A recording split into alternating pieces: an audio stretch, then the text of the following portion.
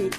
Et ce matin, notre invité, c'est Jérôme Fernandez, président du syndicat des infirmiers libéraux. Il vient nous parler de la pénurie d'infirmiers, je vous le disais, qui frappe actuellement les hôpitaux et les dispensaires du public, notamment dans les îles.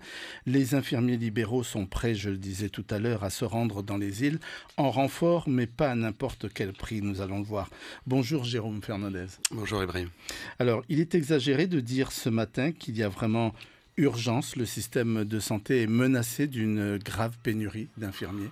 Alors non, c'est pas se tromper que de le dire, et même j'ai envie de dire, il serait temps qu'on réagisse, parce que malheureusement on sait que quelles que soient les mesures qu'on va pouvoir mettre en place pour pallier toute cette pénurie, on ne récoltera pas les fruits avant un moment. Je vous prends l'exemple, pour former un infirmier par exemple, on ne forme pas un infirmier en 15 jours. C'est 3 ans et demi quasiment d'études, donc effectivement c'est long. Mais le problème date pas d'aujourd'hui. Alors justement, comment en est-on arrivé là ? On est arrivé là, disons qu'on sait qu'on se focalise en fait sur le manque de médecins. Ça fait des années qu'on nous dit les médecins, on va être en pénurie, mais en fait ça concerne toutes les professions médicales et paramédicales. Et effectivement, on n'a rien fait. On en est arrivé là justement parce qu'on n'a rien fait lorsqu'il y avait les premiers indicateurs de la pénurie qu'on rencontre aujourd'hui. Rien fait, c'est-à-dire ? C'est-à-dire que les problèmes qu'on retrouve aujourd'hui, moi je les connaissais déjà il y a 17 ans de ça en Polynésie. Donc ça fait 17 ans en gros, et même plus, moi en tout cas je suis au courant que depuis 17 ans, que les problèmes concrets de terrain sont les mêmes.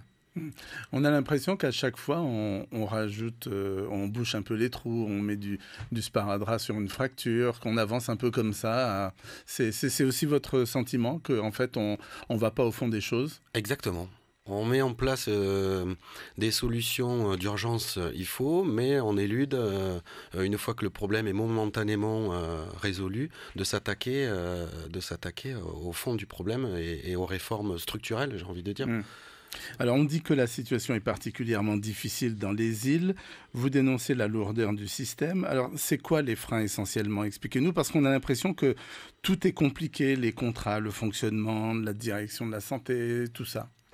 C'est ça, il y a plusieurs problématiques. En ce qui concerne les complexités, en effet, mes collègues et confrères du public mettent le doigt sur un problème de statut. Et effectivement, l'interopérabilité des agents de la fonction publique au niveau des soignants, et donc la réactivité qui en découle, elle est compliquée justement parce qu'on ne peut pas, je prends un exemple, si on doit mobiliser des infirmiers de l'hôpital qui seraient volontaires pour aller pallier dans un dispensaire, etc.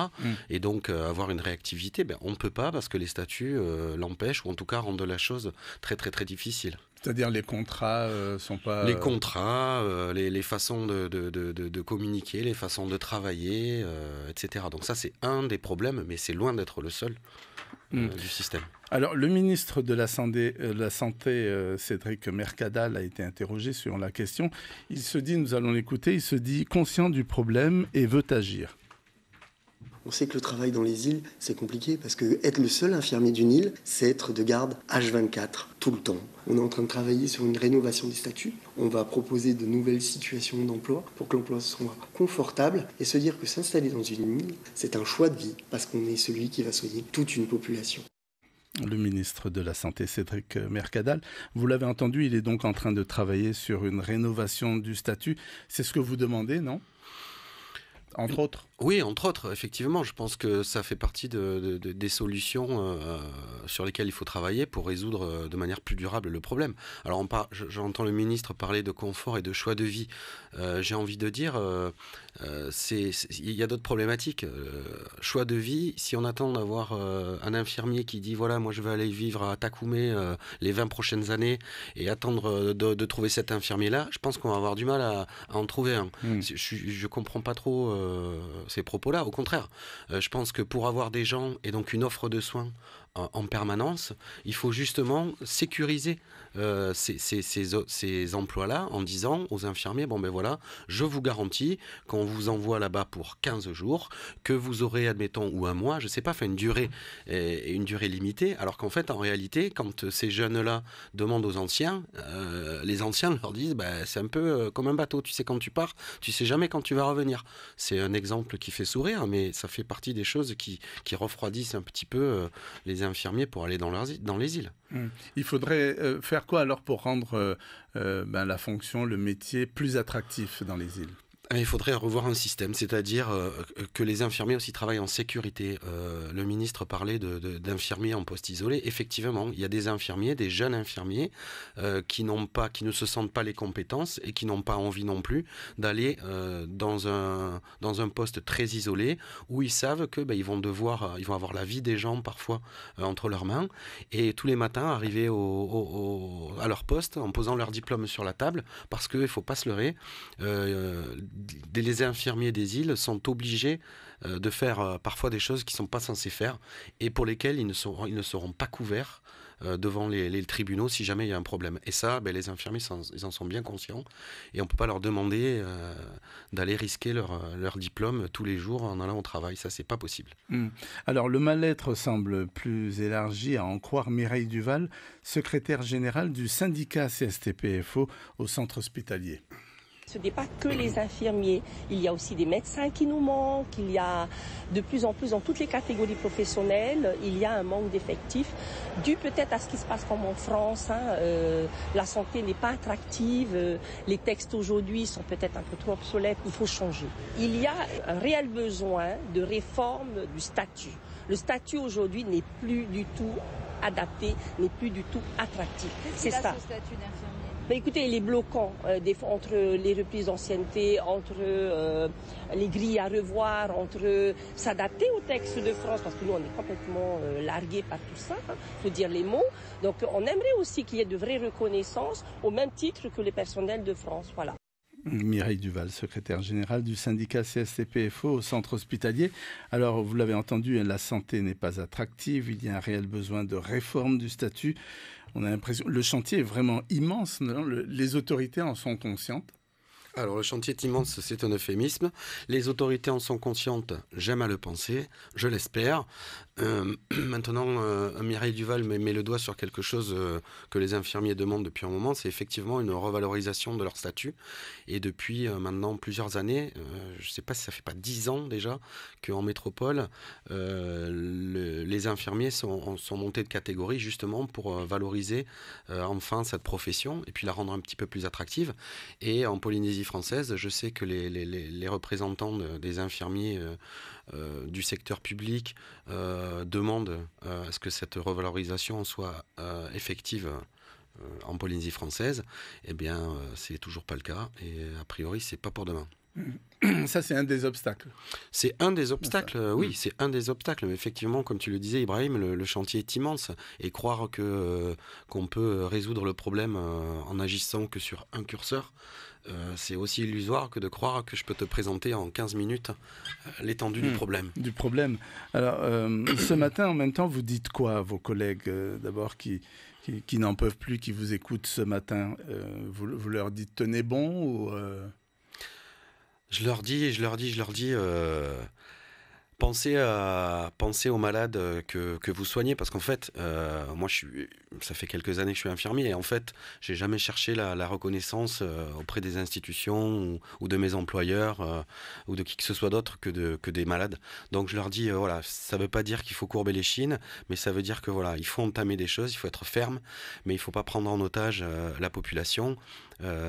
Parce qu'elle n'y est pour rien, elle subit. Par contre, il faut leur expliquer aux gens et aussi les responsabiliser, parce qu'au final, c'est quand même eux qui devraient... Moi, c'est ça qui me surprend, c'est qu'en fait, soit les infirmiers qui se plaignent, alors qu'en fait, ça devrait être les habitants des îles et des postes isolés qui devraient taper du poing sur la table en leur disant « Oh, comment ça se fait que personne ne veut venir chez nous ?» alors qu'on leur réserve un accueil. Comment ça se fait ? Qu'est-ce que vous faites ?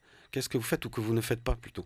C'est aussi à la population d'exprimer ça. Et ensemble, on arrivera à trouver des solutions. Des solutions.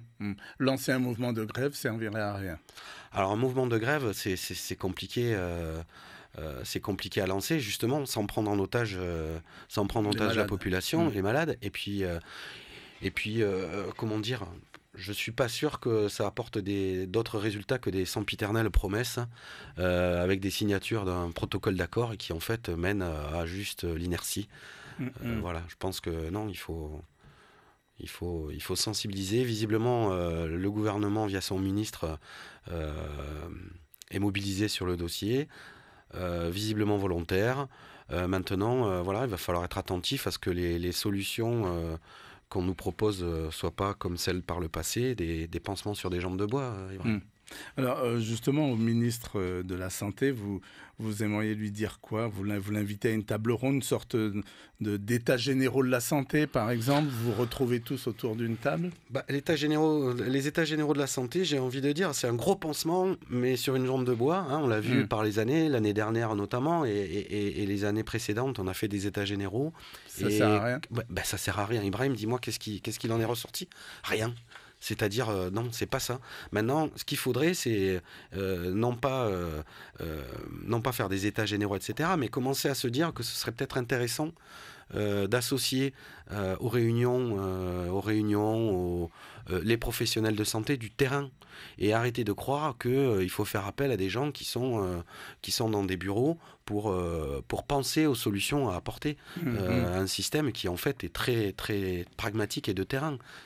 Une plus grande concertation avec les personnels directement concernés, quoi. Oui, une concertation et puis une politique volontariste. Parce que si ils viennent avec une volonté uniquement d'apaiser momentanément, comme ça a été le cas par le passé, à la limite, ça sert à rien.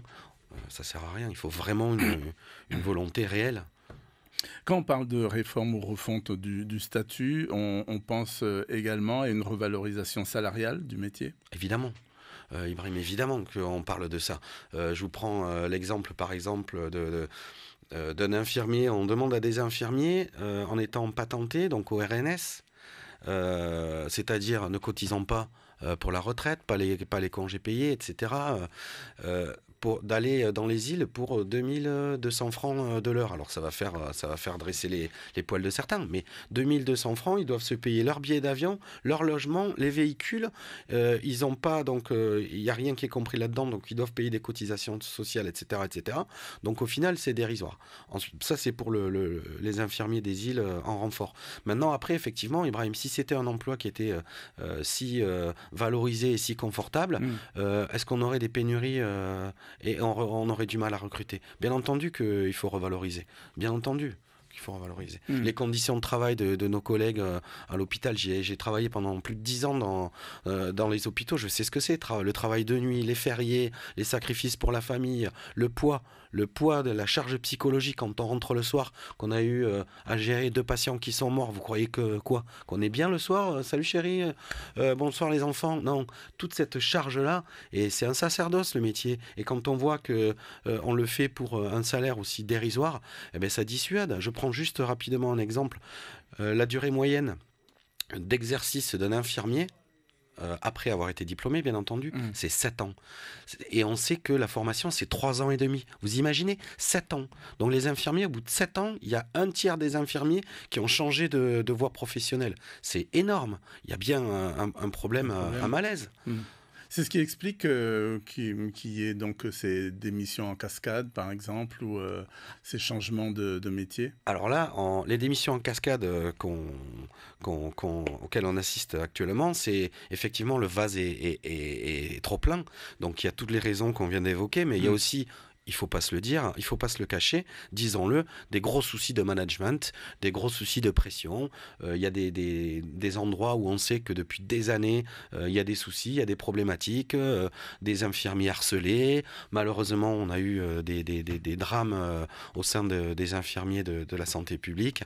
Donc on sait qu'il y a aussi des problèmes de gestion du personnel, de management, autres que simplement liés à la profession.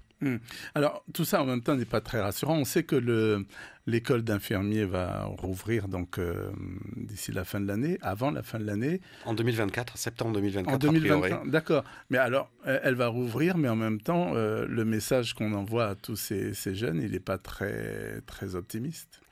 Il n'est pas très optimiste, il n'est pas très attractif, il n'est pas très rassurant, mais j'ai envie de dire, c'est le message aussi qu'on envoie aux gens de nos âges, Ibrahim, parce que la pénurie aujourd'hui, ça va être le désert demain qui va s'occuper de nous, Ibrahim, quand on va être vieux. Donc oui, effectivement, sachant que si l'école d'infirmière réouvre, a priori c'est la volonté de notre ministre, il fait tout pour que ça réouvre en 2024, ça veut dire que les premiers infirmiers formés sortiront au mieux fin 2027. 3 ans après. Fin 2020, au mieux, fin 2027, sachant qu'on parle d'une quinzaine d'infirmiers, 15 ou 20 infirmiers. D'ici là, on n'aura pas résolu le problème. Ça va être compliqué, sachant qu'avec 15 infirmiers par an, on ne va pas pallier tous ceux qui s'en vont, tous ceux qui arrêtent, tout ce qui change de... Et puis le vieillissement de la population et l'augmentation des besoins. Donc, ce sera le mot de la fin. Qu'est-ce que vous dites entre vous là ? On continue malgré tout le travail parce qu'on l'aime, mais le cœur n'y est pas. Le cœur n'y est pas, le cœur n'y est plus, mais j'espère que le cœur reviendra. Donc à mes collègues, à mes confrères, à mes consoeurs, je leur dis tenez bon. Et à nos dirigeants, je leur dis dépêchez-vous. Et arrêtez de fermer les yeux, quoi. Et la poussière sous le tapis, stop, quoi. Mettons-nous vraiment à travailler sur le fond du problème, qu'on résolve ça pour nos enfants, pour nos vieux, pour nous-mêmes aussi, parce que ça, on va dans le mur. Merci beaucoup, Jérôme Fernandez, d'être venu nous parler donc du malaise en ce qui concerne les infirmiers libéraux, mais pas seulement. Je rappelle que vous êtes le président du syndicat des infirmiers libéraux en Polynésie. L'invité café.